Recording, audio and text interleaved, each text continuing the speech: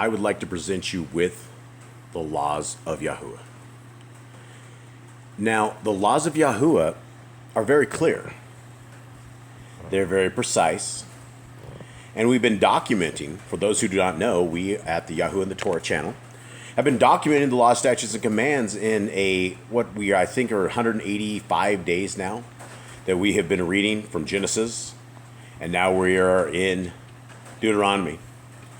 But if we look at just commandment 11 that says guard Yahuwah's covenant, laws, and statutes and commandments, we have right now 37 different enforcing verses that say this.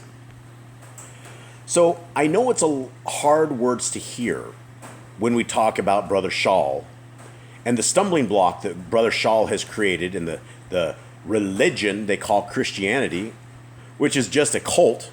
If you look at what the definition of a cult is, it's getting a bunch of people to believe in the same thing when they repeat it over and over and over until they believe it. That is what a cult is. The problem with the Christian cult is that the stumbling block of the words of Paul are far, far greater than those who don't have Brother Shaul. What do I mean by that? This is what I mean. We have clear, precise commandments. And I'm going to zip to the end, and you guys can go to Yahuwah and the Torah, YHWHANDTORAH.net. And you can get this list where we have it, and it's all dialed in. My beautiful wife has been dialing this in. And we have everything that Genesis, Exodus, Leviticus, Numbers, Deuteronomy has. Now, the problem is when we get into the writings of Paul, we end up with a whole nother document.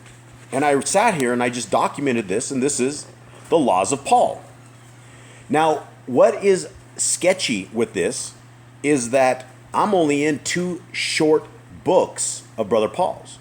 I got these books of Paul from 1 Timothy and from Titus. And so when we are reading this, we have things such as this. Paul's first law, if we're looking at his writings, came from 1 Timothy. It says women should not wear broidered hair, gold, pearls, or costly clothes. Now, when we look at the laws, statutes, and commands of our Creator, there's no such thing. We don't have anything in there that says women should not wear gold, women should not wear pearls, or women should not wear costly array, or they should not do up their hair. So what do we make of this when we see things of this nature? How do we keep the commandment of Deuteronomy 4:2 that says we should not add to or take away from the Torah? Well, what do we do with this? I don't know. Well, let's continue on. Law number 2 of Paul's, let the women learn in silence. Don't let a woman teach. An elder deacon must have one woman, be hospitable, patient, not covetous, a good ruler of his house. Okay? And I gave you guys verses, everything that's there. Now, why does this ring red to me? Why are bells ringing out when I read the writings of Brother Shaul? Because we are told not to add to or take away to the Torah.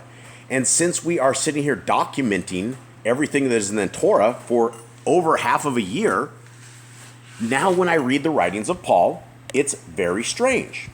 Here's another one. A deacon elder must not be a novice. Oh, a deacon and elder. We've never heard of that in our scriptures before. When in the Torah, where do we know who's a deacon? Who's an elder, right? We would know an elder as an older person, right? This is not the kind of elder that Brother Shaul is talking about. He's qualifying those who can run one of Paul's churches.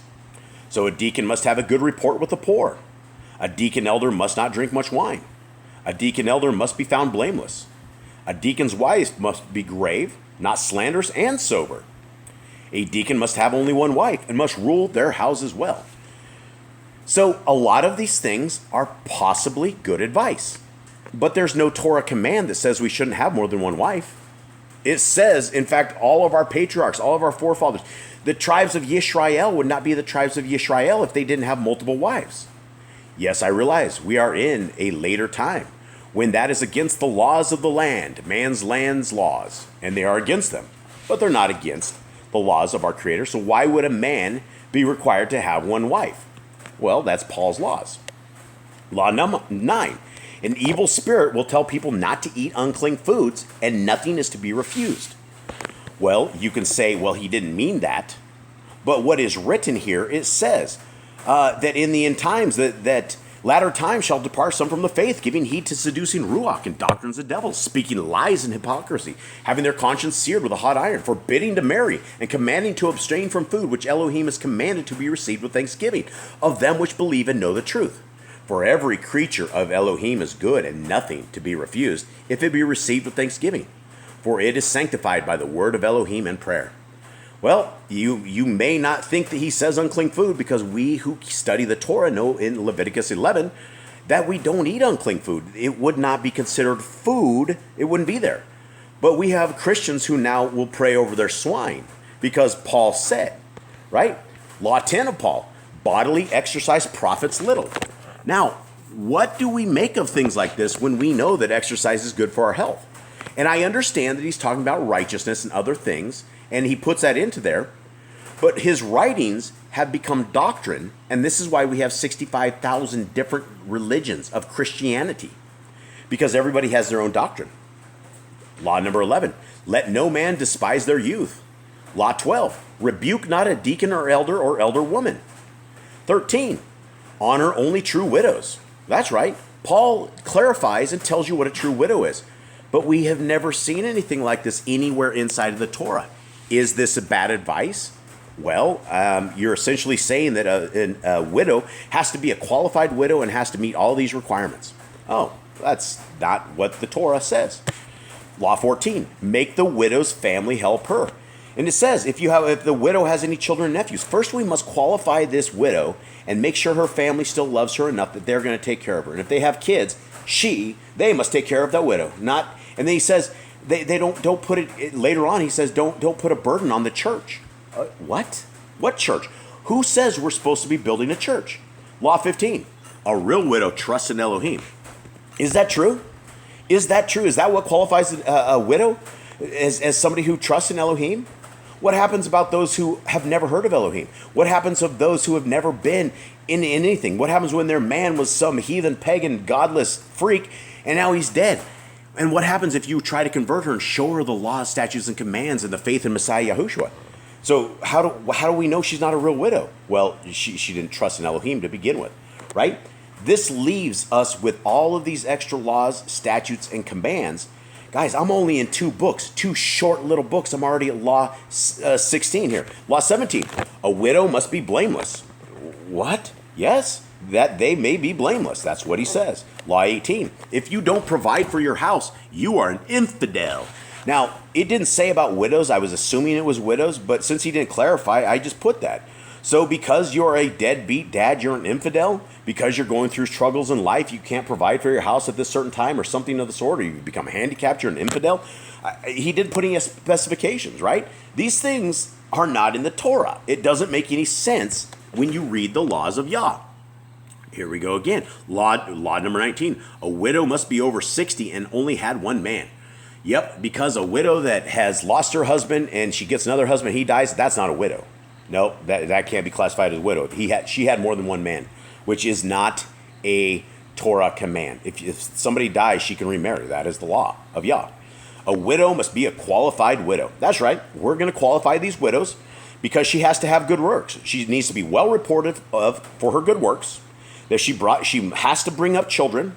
She must have lodged strangers. She had to wash the Kadeshim's feet. She had to relieve the afflicted. She diligently had followed every good work. She must, and S is actually duplicated. I got to fix that. Yeah, so we must qualify these widows because they're not in sync with Yah. They're not in covenant with Yah, which means they'll never get in sync and covenant with Yah, which means they're not a widow, right? They have to serve Elohim to be a widow. You guys see where I'm going with this, right? None of this makes any sense. If a widow remarries, she has cast off Messiah Yahushua. Can you imagine what he just said?